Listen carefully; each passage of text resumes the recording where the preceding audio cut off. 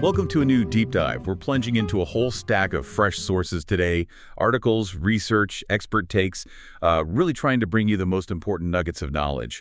Our mission today is to cut through all the noise, give you a concise, well-informed perspective on the tech world's latest big shifts.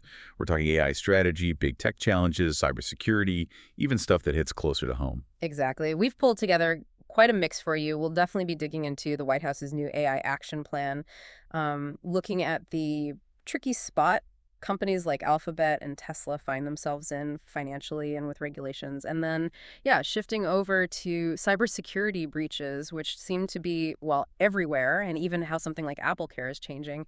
The goal really is to connect these different pieces, see what the bigger picture looks like, and highlight what really matters for you. That's a perfect setup. Okay, so let's kick things off with that first big area. The White House's new AI action plan. It's this 23-page policy framework. What's the absolute core thing listeners need to grasp about this? Well, the really crucial takeaway, I think, is that the main aim is to seriously boost American competitiveness in AI. They're calling it shock therapy, which is quite a phrase. And interestingly, it's not just about AI code or algorithms in isolation. A huge part of this plan involves massive investment in critical infrastructure, especially the energy grid. The energy grid. Why specifically that? Because, think about it. These powerful AI data centers, they need huge amounts of reliable power. And the sources point out our grid hasn't seen major upgrades since, 2008? It's kind of stagnated. So part of the plan is also aggressive deregulation. They want to cut red tape, specifically to speed up things like building power plants. It can take, 7 years here. Meanwhile, China's apparently adding one every week. It's about enabling builders to move faster. Okay, so unleashing American builders, speeding things up. Got it. But the sources also talk a lot about fostering trust in AI. That seems maybe a bit opposite to aggressive deregulation. How do those fit together? Why is trust so vital here? Yeah, that's a really good question. The plan basically identifies a major roadblock to getting the most out of AI people. And businesses are slow to adopt it because, they don't fully trust it yet. So instead of just piling on heavy regulations, which, can sometimes slow down innovation, the administration's pushing for things like standard ways to evaluate AI, more transparency about how these systems work. The idea is trust can also come from clarity, right? From understanding what these complex things do, what their limits are, having shared standards and knowing the guardrails are there, even without tons of new rules. And actually, this is where you see companies like Vanta fitting in.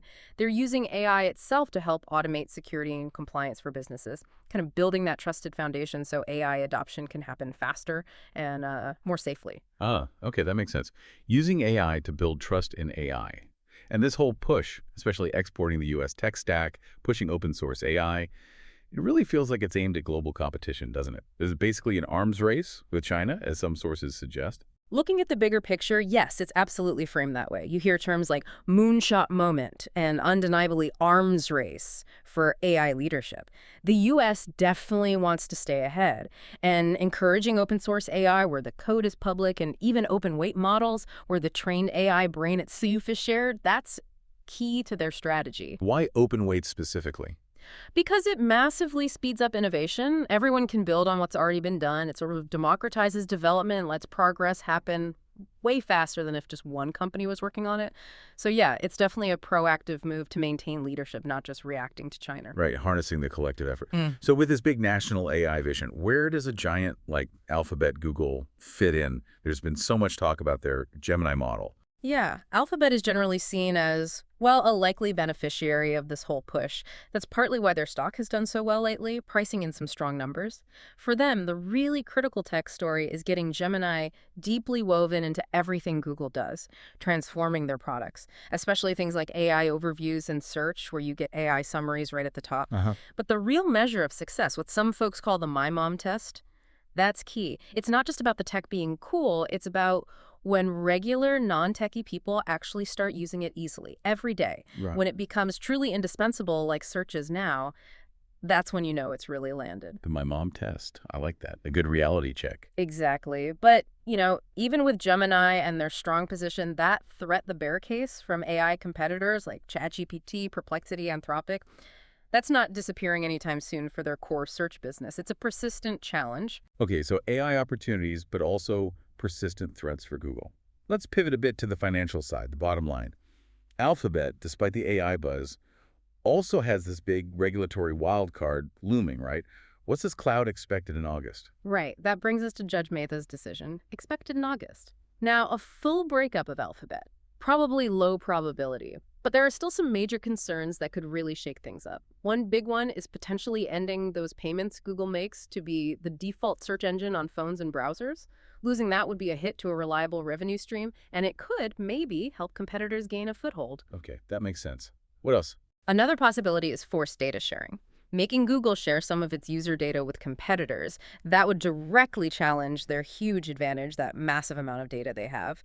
And then, though also seen as less likely, is potentially having to sell off Chrome. The thing about Chrome is it's not really a standalone business making tons of profit. It's more about distribution, keeping people in the Google ecosystem. Forcing them to sell it would feel pretty arbitrary and could mess with future innovation. So yeah, even without a breakup, these potential outcomes are pretty significant. Definitely sounds like some major uncertainties for them. Okay, let's switch gears to another tech giant facing a different set of issues, Tesla. Sales have been historically weak, we hear, but Elon Musk keeps pointing towards robotaxis, the AI story. What's the real situation there for investors? Well, objectively, yeah, sales were down significantly, about 14% quarter on quarter. That's definitely a weak spot historically for them. And investors are, looking for a clear plan to fix that. Musk is absolutely trying to shift the narrative to robotaxis and the broader AI potential, focusing everyone on the future, not the current sales slump. There's more to it. There is. And it's something often overlooked. It's about regulatory credits.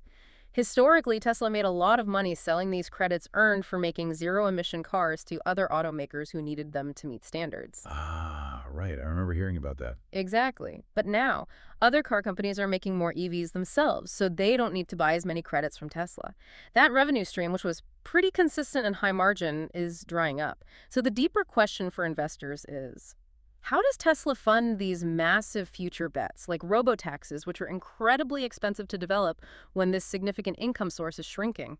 Especially when, estimates suggest maybe 95% of Tesla's current valuation is tied to those future promises, not current car sales. It's a funding gap question. That's a really critical point about the credits. Definitely highlights the risk. Okay, moving beyond the absolute giants, we also saw some other tech earnings news, kind of a mixed bag. What else caught your eye as maybe a sign of broader trends?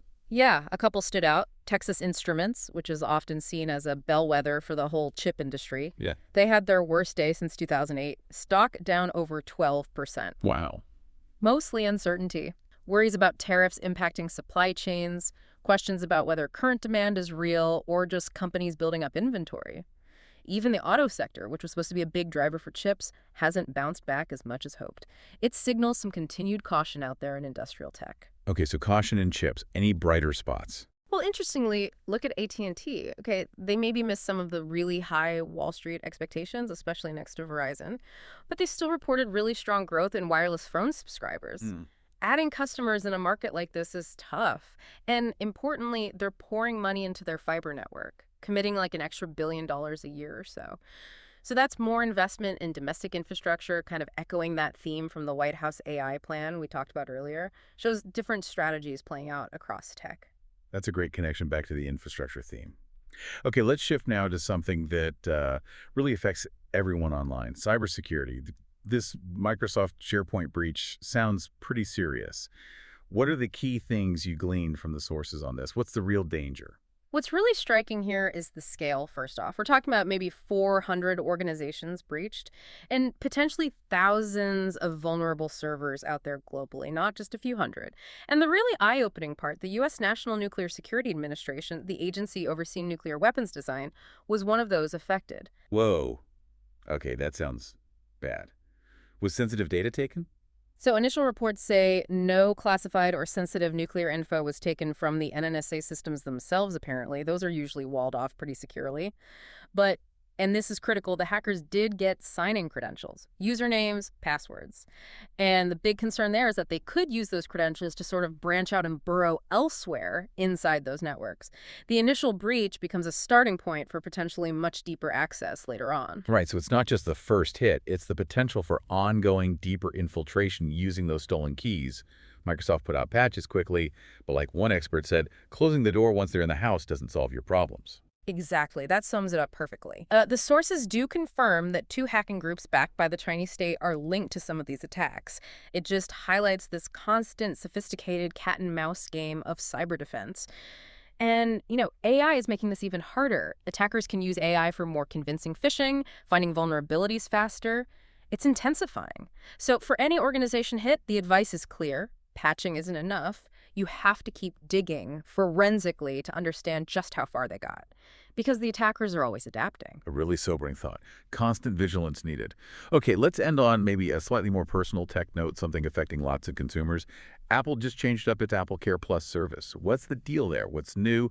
And what's the angle for Apple and for us? Yeah, this is definitely a big move for Apple's services business, which, remember, is their second biggest moneymaker after the iPhone. Big deal for them. So the new thing is a subscription, about $20 a month. And it bundles coverage for up to 3 different Apple devices. Could be an iPhone, a Vision Pro, an Apple Watch, mix and match. Covers the usual stuff, spills, drops, cracked screens, plus gives you 205/7 tech support and battery replacements. Before, you often paid for coverage on each device separately, a la carte style. So it could save some money for people with multiple Apple gadgets. Potentially, yeah. It bundles things nicely. But the strategy for Apple is pretty clear. It's about driving those recurring subscription revenues, right? And making it even stickier to stay within the Apple ecosystem if you own multiple devices. It also helps them maybe offset challenges elsewhere, like maybe not being quite as far ahead in some AI areas. There is one little catch, though. If you want to insure an older device under this plan, it needs to pass diagnostic tests first to make sure it's already in good shape. Yeah. Which is smart risk management for Apple, but also maybe a subtle nudge towards upgrading. Huh? Classic Apple. Convenience bundled with smart business strategy. Okay, so we've covered a lot of ground here, thinking about everything from national AI plans and tech giant finances to cyber threats and even how we insure our gadgets. What's the big takeaway for you, the listener? Well, if you connect all these different threads, I think it just hammers home how deeply tech is woven into, everything. Economic policy, global power struggles, the safety of our data, the services we use every single day. The push for innovation is just relentless. But so is the need for us to be vigilant, to think critically, and to really try and understand the ripple effects of all these changes. Absolutely. And maybe here's something to chew on.